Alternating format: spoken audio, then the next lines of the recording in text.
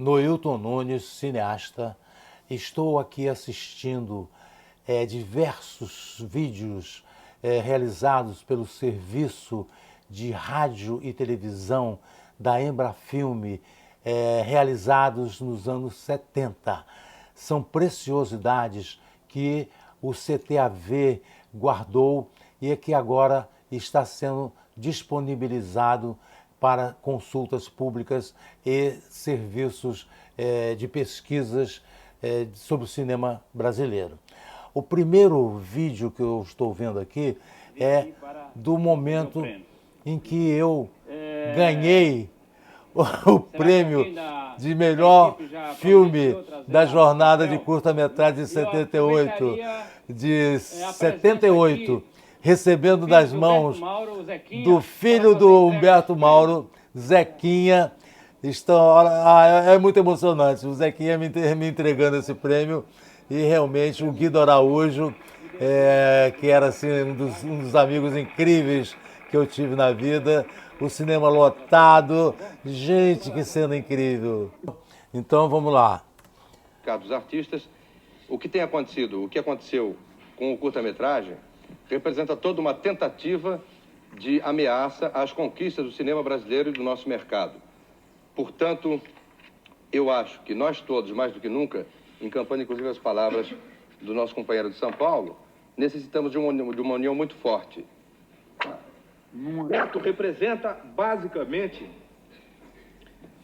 uma atitude de defesa do nosso mercado de trabalho. As posições do Clube de Criação do Rio de Janeiro têm sido sempre nesse sentido. Posições que visam a conscientizar o pessoal que faz criação em propaganda. Olha, eu fico muito entusiasmado quando eu vejo o público que nos assistia nos anos 70.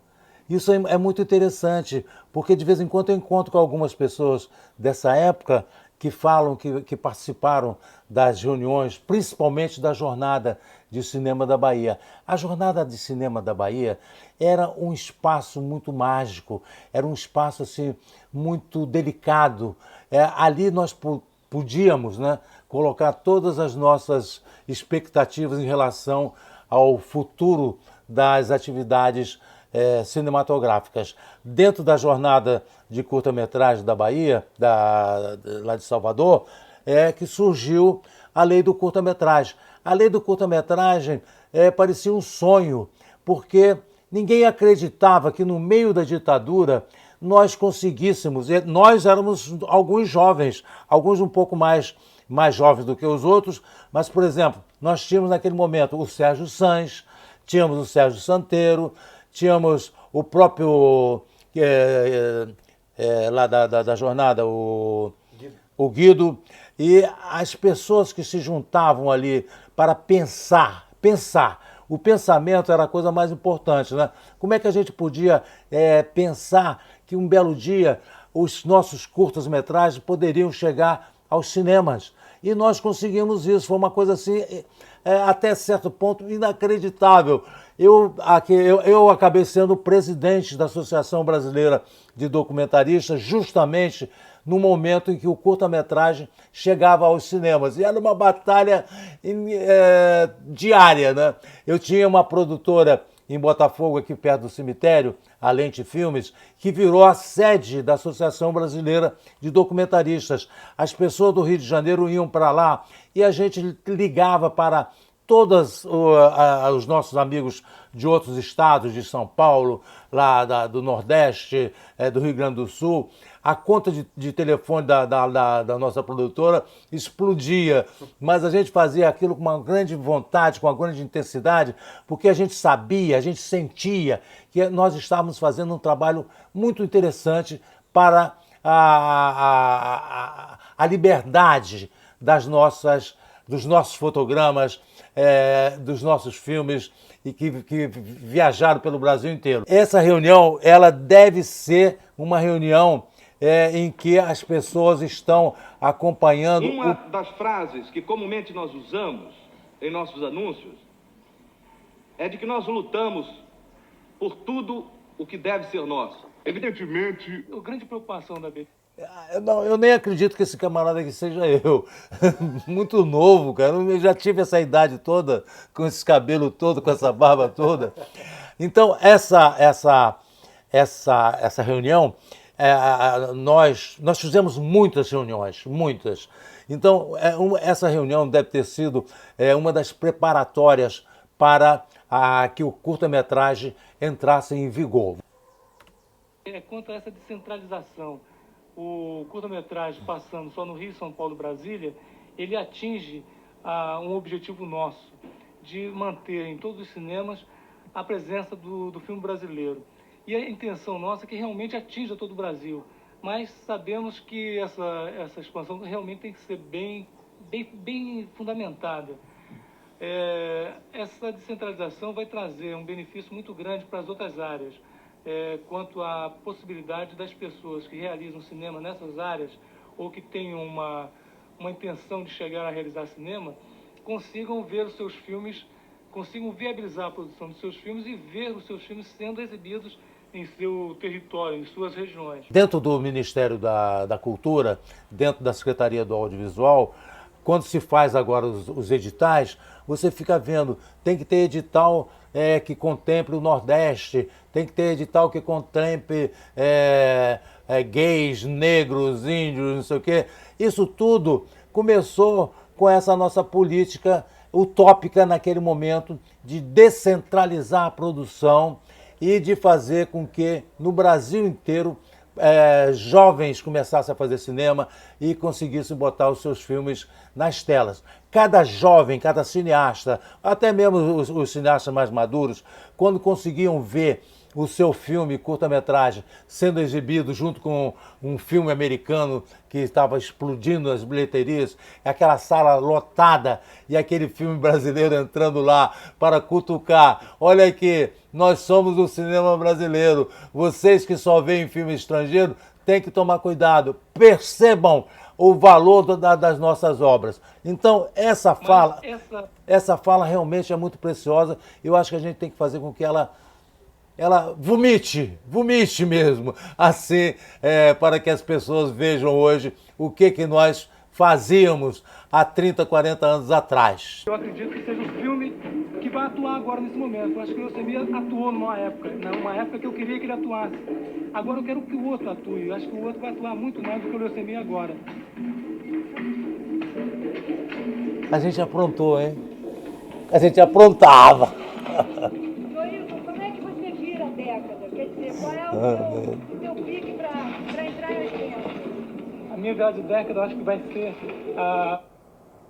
uma virada de década fantástica. Eu acho que com essa coisa que eu fiz, me liberar com leucemia, por exemplo, isso me abriu uma perspectiva incrível. Eu estou agora saindo para um trabalho muito mais forte do que qualquer trabalho que eu fiz até agora.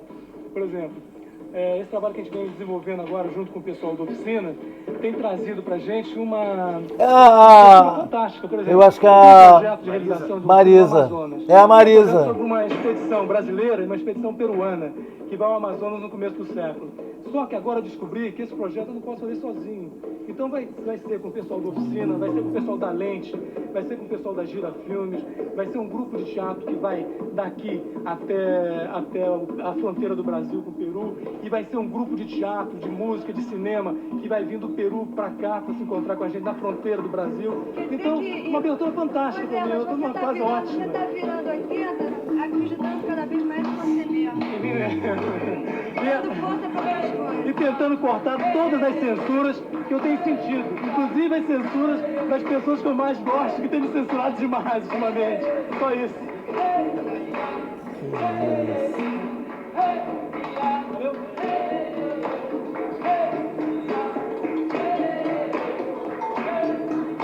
O que você está fazendo aí?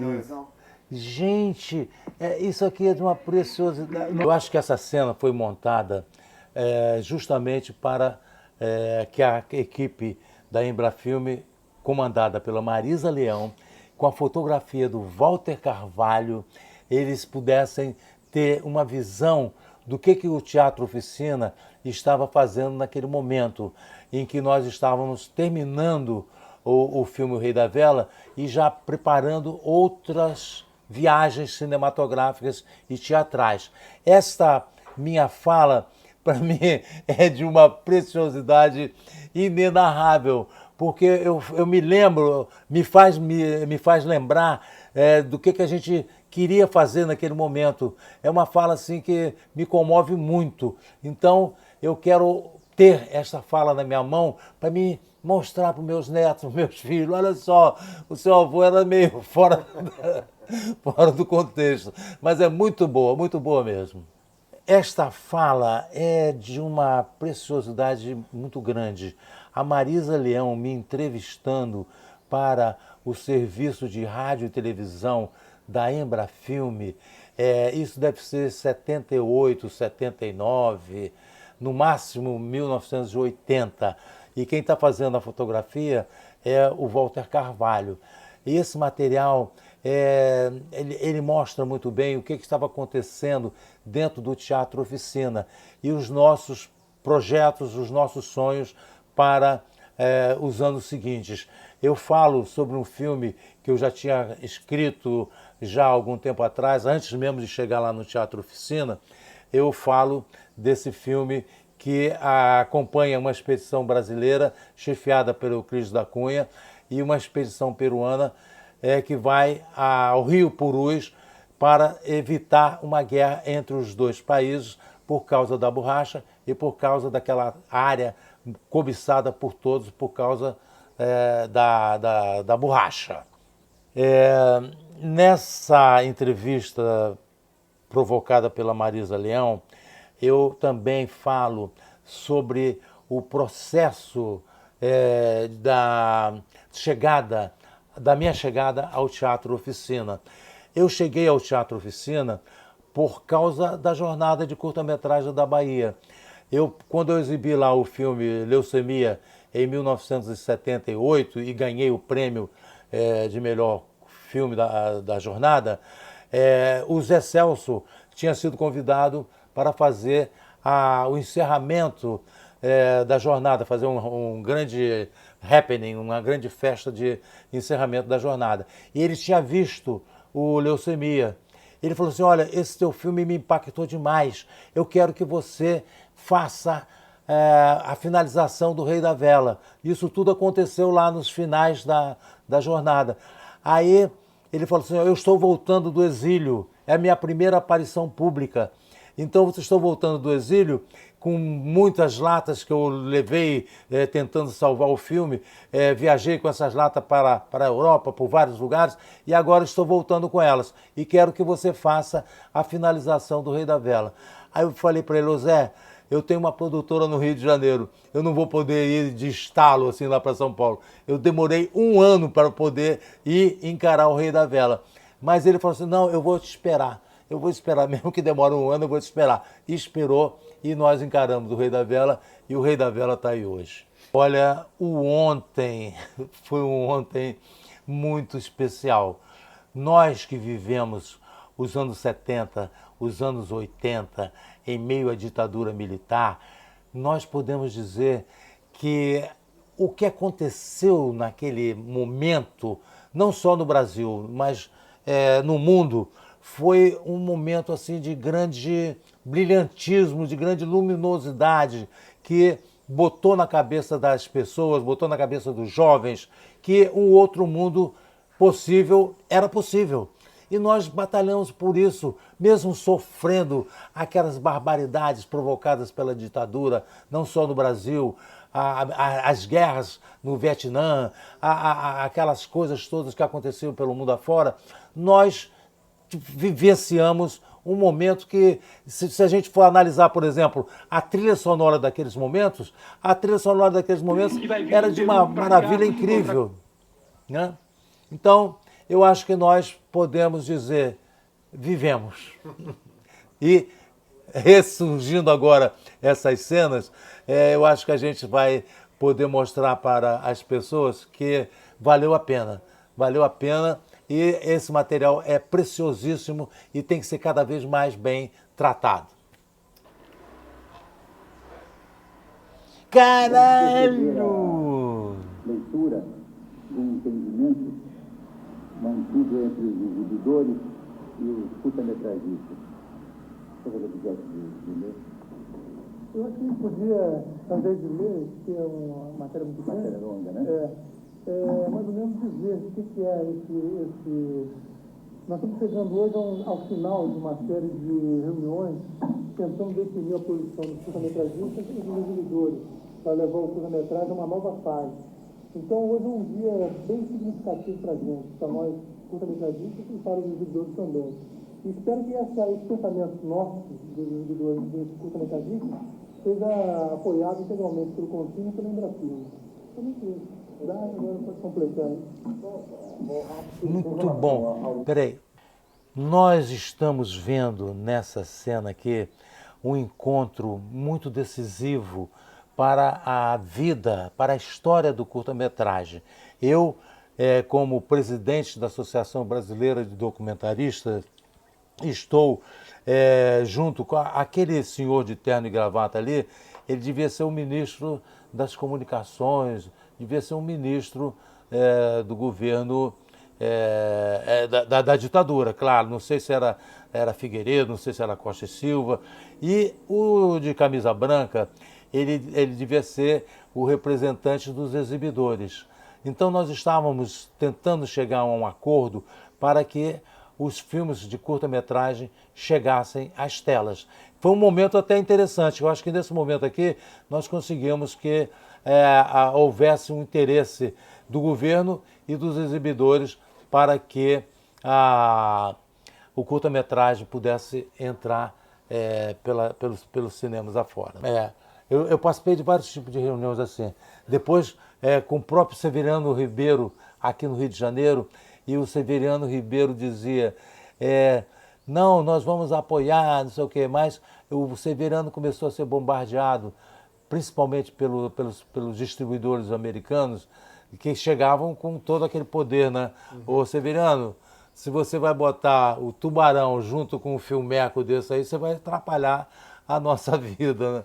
Então, a partir dali, houve um bombardeio muito grande e o curta-metragem começou a ser tirado das telas. Mas aquele momento, eu acho que é um momento assim, muito interessante, até mesmo para a gente documentar e trazer à tona o que aconteceu, como é que isso surgiu e como é que foi possível a existência do curta-metragem no Brasil inteiro, junto com o cinema estrangeiro.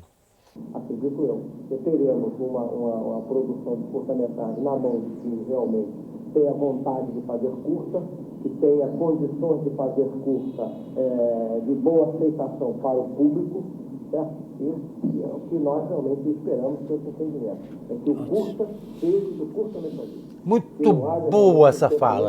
Essa fala, cara, tem que chegar aos olhos e aos ouvidos do pessoal que está fazendo, da própria ministra da Cultura, da secretária do Audiovisual, porque parece que nós estamos começando tudo outra vez, parece que o mundo acabou e agora voltou há 40 anos atrás, naquele mesmo momento. Porque, olha, é um achado. Porque isso foi, inclusive, uma condição, no caso dos exibidores, porquanto havia uma série, teria uma série de outros problemas que teriam que ser sanados a mais longo prazo. Não entrar mais com outras ações. Então a gente está acreditando muito nessa nova fase de curta-metragem, nova fase de entendimento que está sendo mantida a partir de agora. Quero me congratular com os exibidores e com os curta-metragistas por esse entendimento, que eu acho que é benéfico para a cinematografia, para que nós encontremos um denominador comum para resolver essas pendências, essas dificuldades que eu tenho certeza que podem ser superadas. Então eu agradeço a presença dos senhores e vamos, então, aguardar melhores dias. Muito bom, cara. Muito bom, muito bom. Nós temos que mostrar isso com muita clareza, né? Porque é um momento histórico do cinema brasileiro. Muito bom. Gente, você tem um material na mão maravilhoso, maravilhoso. Olha o Celso Amorim, olha o Roberto Flor. Gente, que cena incrível.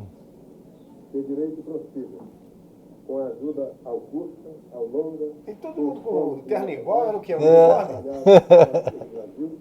com a política intransigente de defesa do Eu tô lá atrás, ó, tô ali. a reserva do nosso mercado, o controle do mercado externo, a distribuição, principalmente fora do Rio e São Paulo, onde o produtor privado não tem condições de chegar sem aditivos. Que aí é o Roberto Farias passando a bola para o Celso Burri. Muitos me perguntaram sobre a desunião, a desavença dentro do cinema e qual era a resposta que eu tinha para isso. A meu ver, a principal resposta é de que a divergência e o diálogo, desde que não cheguem a ser autodestrutivos, são coisas saudáveis, são coisas que devem ser estimuladas.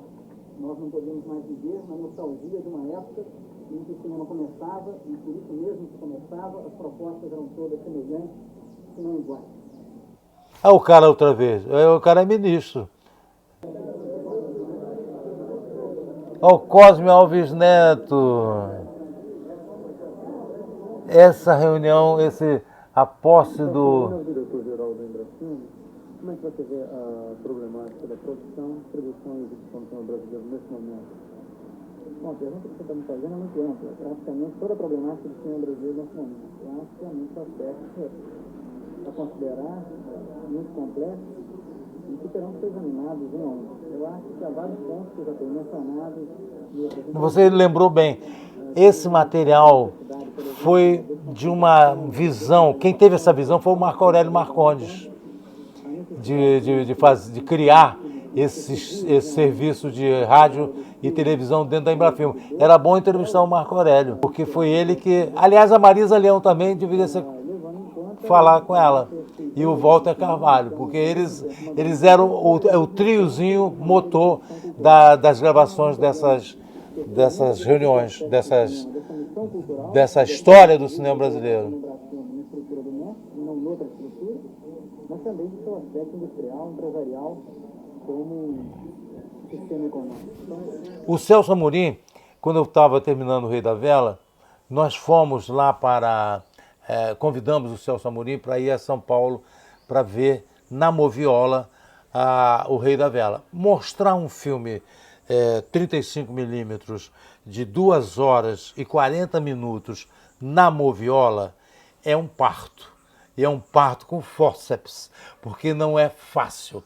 E quem vai assistir, quem se dispõe, como um diretor-geral da Embrafilme, que se dispôs a sair do Rio de Janeiro para ver aquele filme, para saber se valia a pena botar aquele filme, terminar aquele filme depois de muitos anos de dificuldades, tem que ser aplaudido. Mas o Celso Amorim acompanhou, aquela projeção deve ter durado mais de 3 horas, que se o filme tinha 2 horas e 40, o simples fato de troca, bota, rolo, tira rolo, não sei o quê, demorou pelo menos mais uma meia hora. Então, 3 horas e tanto, o Celso Amorim ficou lá dentro daquela sala assistindo o Rei da Vela. Quando acabou, ele nos abraçou o Zé Celso, me abraçou e falou assim: nós vamos terminar esse filme.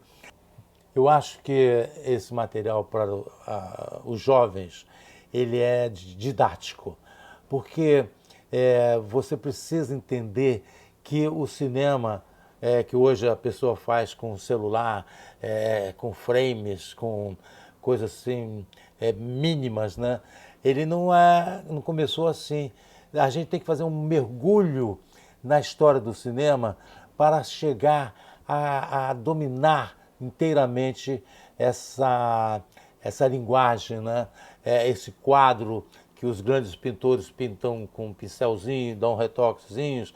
Isso começou há mais de um século atrás, com os irmãos Lumière, aquele trem saindo da estação, aquelas pessoas, o trem chegando na estação, as pessoas saindo das fábricas, e tudo aquilo foi ganhando vida, né? O filme saiu do estático da fotografia, começou a andar, depois começou a ter voz, começou a cantar, começou a ter cores, e foi numa evolução tão grande.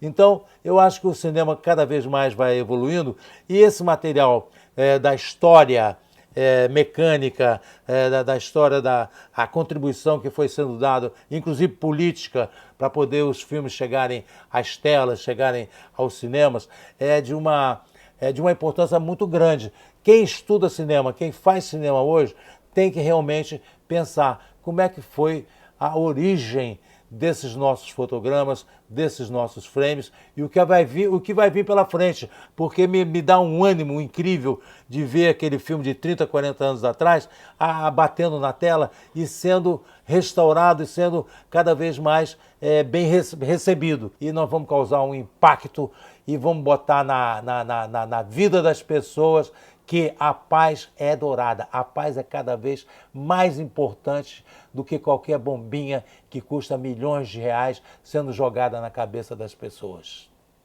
Muito obrigado.